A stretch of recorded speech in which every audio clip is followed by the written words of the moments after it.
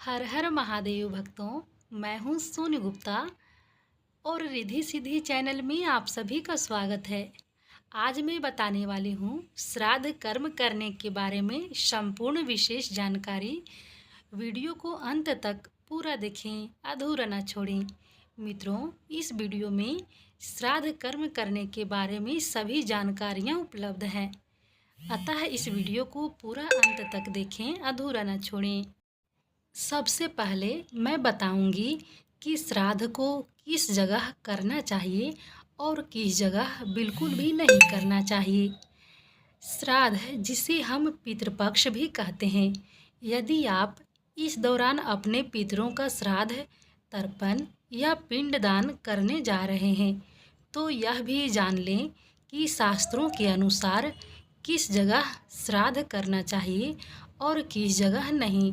यदि अनुचित जगह पर श्राद्ध किया जाए तो उसका फल प्राप्त नहीं होता है। पितृपक्ष में श्राद्ध कहाँ करना चाहिए? एक बात तो यह है, श्राद्ध आप अपने घर में भी कर सकते हैं। दक्षिण में मुख करके श्राद्ध किया जा सकता है। यदि संभव हो तो किसी पवित्र नदी संगम, समुद्र में गिरने वाली नदियों के तट पर भी उचित समय में विधि विधान से श्राद्ध किया जा सकता है। आप पवित्र वट वृक्ष के नीचे भी श्राद्ध कर्म कर सकते हैं। तीर्थ क्षेत्र, शास्त्रों में उल्लेखित किसी तीर्थ क्षेत्र में भी श्राद्ध किया जा सकता है। जहाँ बैल ना हो, ऐसी गौशाला में भी उचित स्थान को गोबर से लीपकर शुद्ध करके श्राद्ध किया जा सकता है। पवित्र पर्वत शिखर पर भी श्राद्ध कर्म किया जा सकता है। पितृपक्ष में श्राद्ध कहाँ पे नहीं करना चाहिए? दूसरों की भूमि पर, किसी की पर्सनल भूमि पर श्राद्ध नहीं किया जाता है। भूमि सार्वजनिक होना चाहिए। अगर दूसरों के गृह या भूमि पर श्राद्ध करना पड़े तो किराया या दक्षिणा भूस्वामी को दे देना चाहिए। किसी भी प्रकार से अपवित्र हो रही भूमि पर भी श्राद्ध कर्म नहीं करना चाहिए। शमशान में, किसी ऐसे शमशान में श्राद्ध नहीं कर सकते हैं जिसे तीर्थ नहीं माना जाता। किसी मंदिर के अंदर या देव स्थान पर भी श्राद्ध कर्म नहीं करना चाहिए। इसके लिए पंडित से सलाह लें। श्राद्ध कर्म करने का समय सुबह 9 बजे से 1 बजे के बीच में। श्राद्ध कर्म में क्या करते हैं? श्राद्ध कर्म में पितरों के लिए तर्पण, पिंडदान, पंचबलि कर्म और ब्राह्मण भोज का कार्य करते हैं। श्राद्ध करने का महत्व। श्राद्ध करने से पितरों को मुक्ति मिलती है, पितृदोष समाप्त होता है और जीवन में आ रही सभी बाधाओं का समाधान होता है। श्राद्ध कर्म में होने वाली आवश्यक सामग्री की सूची। भोजन सामग्री: कच्चा चावल, दाल, सब्जियां, कद्दू, लौकी, अरबी आदि। दूध, दही, घी, शहद और गुड़, तिल। काले तिल का विशेष महत्व है। जौ, कुछ लोग खीर भी बनाते हैं। पूजा सामग्री: कुश घास, रोली, चंदन, अक्षत, गंगाजल, फूलमाला, धूप, अगरबत्ती, दीपक और तेल, घी, कर्पूर, जनेऊ आदि। अन्य सामग्री: मिट्टी का कलश, नए कपड़े, ब्राह्मण को दान देने के लिए, दक्षिण दिशा की ओर बैठने के लिए चटाई या आसन, दान के लिए फल, मिठाई और दक्षिणा पैसे, पवित्र जल के लिए पात्र जैसे तांबे का लोटा, पत्तल या केले के पत्ते भोजन परोसने के लिए, तरभाना जिसमें तिल अर्पित करते हैं। तर्पण करने का सही तरीका: सबसे पहले सुबह जल्दी उठकर स्नान करें और स्वच्छ वस्त्र पहनें। हाथ में कुश की अंगूठी धारण करें, इसे पवित्र कहते हैं। एक तांबे के लोटे में जल लें और उसमें थोड़े काले तिल और जौ को मिलाएं। दक्षिण दिशा की ओर मुख करके बैठें या खड़े होकर सबसे पहले देव तर्पण करें। कुश को पूर्व दिशा की ओर रखें और सीधे हाथ से जल लेकर देवताओं को तर्पण करें। इसके बाद ऋषि तर्पण करें। कुश को उत्तर दिशा की ओर रखें और सीधे हाथ में जल लेकर ऋषियों का तर्पण करें। अंत में पितृ तर्पण करें। कुश को दक्षिण दिशा की ओर रखें और जनेऊ को दाएं कंधे पर करें। अब दोनों हाथों की उंगली में जल, तिल और जौ लेकर पितरों का आवाहन करते हुए गोत्र का नाम लेते हुए कहें कि अमुक गोत्र के अमुक नाम के मेरे पितर में आपको यह जल अर्पित करता हूँ। आप इससे तृप्त हों। इस तरह जल को 3 बार अपने उंगलियों के बीच से गिराएं। जल गिराते समय अपनी अनामिका उंगली के पास से जल गिराएं। यह पितरों को जल देने का सही तरीका है। जितने भी ज्ञात पितर हो उसका नाम लेकर तर्पण करें। यदि नाम याद ना हो तो अज्ञात कुल गोत्र के सभी पितरों का तर्पण करें। पिंडदान करने की विधि। श्राद्ध की तिथि पर पिंडदान दोपहर 12 बजे के बाद किया जाता है, जिसे कुतप काल कहते हैं। पिंडदान किसी पवित्र नदी के किनारे या घर के आंगन में दक्षिण दिशा की ओर मुख करके किया जाता है। पिंड बनाने के लिए जौ या चावल का आटा, काले तिल और शहद या गुड़ आदि लें। अर्पण के लिए एक थाली या केले का पत्ता, गंगा जल, तुलसी के पत्ते और फूल। अन्य सामग्री में कुश, जनेऊ लें, अगरबत्ती और दीपक जलाएं। अब सबसे पहले हाथ में कुश की अंगूठी मतलब पवित्री को धारण करें। जनेऊ को दाएं कंधे पर करें। हाथों में कुश को लेकर संकल्प लें, मैं अपना पितरों, पिता, दादा, परदादा आदि के नाम के मोक्ष के लिए यह पिंडदान कर रहा हूँ। अब जौ या चावल के आटे में काले तिल और शहद, गुड़ मिलाकर पिंड बनाएं। पिंडों की संख्या आमतौर पर 1, 3, 5 या 7 होती है।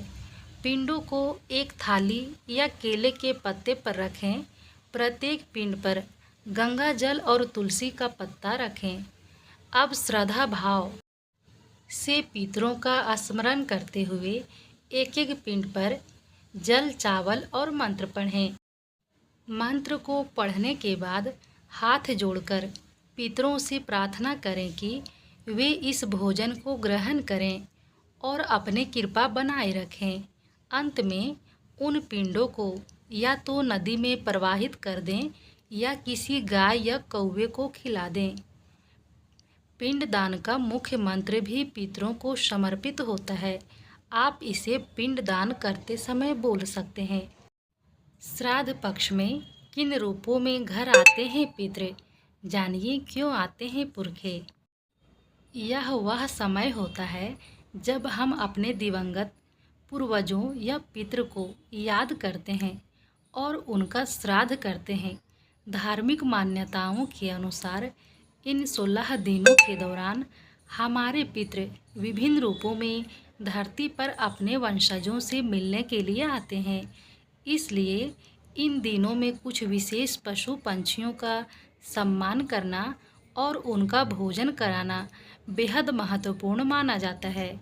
आइए जानते हैं कि पितृ किन किन रूपों में हमारे घर आते हैं और हमें उनका सम्मान क्यों करना चाहिए।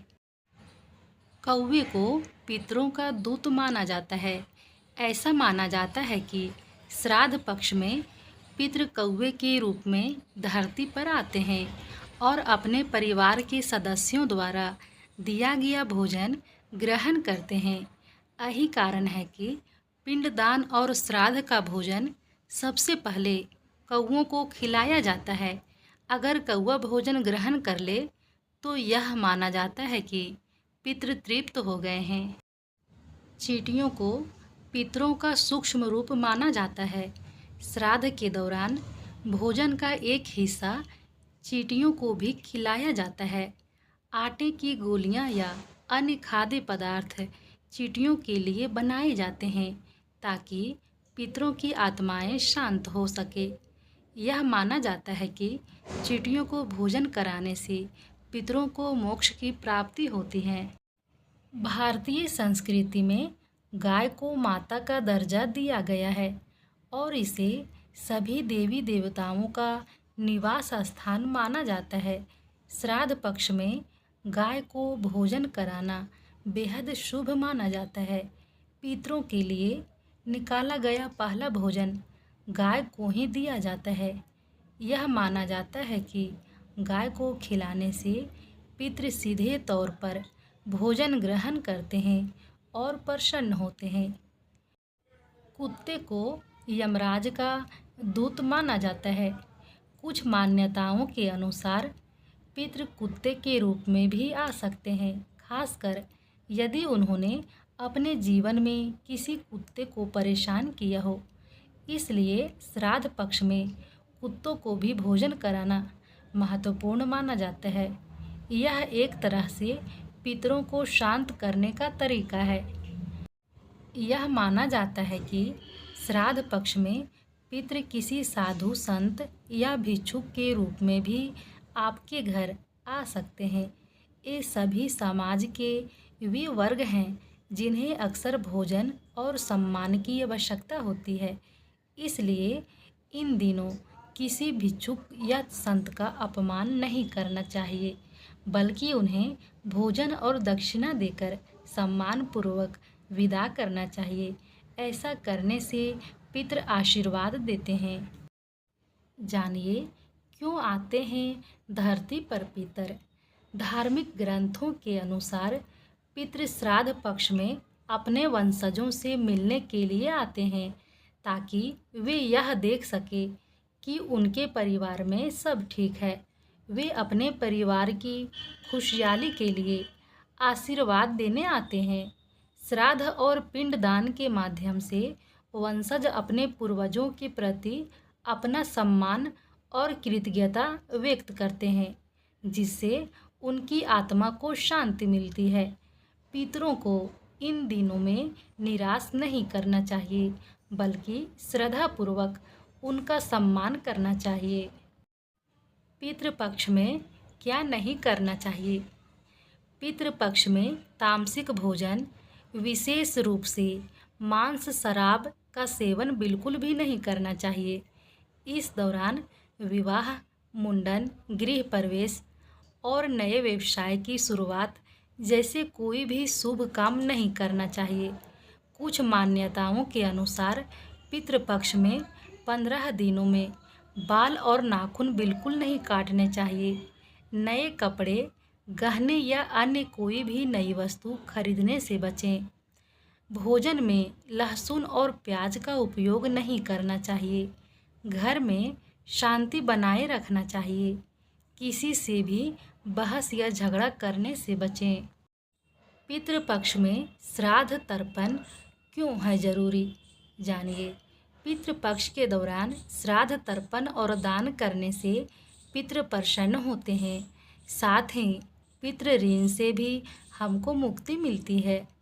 पुराण में वर्णित है कि जो व्यक्ति पितृपक्ष के दौरान श्रद्धापूर्वक अपने पूर्वजों के श्राद्ध कर्म करता है, उनके जीवन की कई परेशानियां दूर हो जाती हैं। ऐसे व्यक्ति को जीवन में संपत्ति और संतति की प्राप्ति होती है। साथ ही घर परिवार में ऐसे लोगों को सुख समृद्धि देखने को मिलती है। वहीं अगर श्राद्ध तर्पण ना किया जाए तो इनके गंभीर परिणाम व्यक्ति को भुगतने पड़ सकते हैं। पितृपक्ष में श्राद्ध तर्पण ना करने से क्या होता है, जानिए। मान्यता है कि यदि पितृपक्ष के दौरान श्राद्ध नहीं किया जाता है तो पितरों की आत्मा तृप्त नहीं हो पाती है और वे असंतुष्ट रह जाते हैं। इससे पितृदोष तो लगता ही है, साथ ही कई अन्य परेशानियां भी जीवन में आती है, जिससे घर में आर्थिक कठिनाइयां या अन्य प्रकार के संकट आ सकते हैं। हर काम बिगड़ने लगता है। कर्मों पर नकारात्मक प्रभाव। कुछ धार्मिक मान्यताओं के अनुसार श्राद्ध न करने से व्यक्ति के पूर्वजों के प्रति कर्तव्यों की पूर्ति नहीं हो पाती है, जिससे उनके कर्मों पर नकारात्मक प्रभाव पड़ सकता है। इसका असर उनके जीवन में कष्ट और बाधाओं के रूप में हो सकता है। ऐसे लोगों की योजनाएं कभी सफल नहीं हो पाती हैं और दर बदर की ठोकरें वो खा सकते हैं। व्यक्ति की संतान पर बुरा प्रभाव।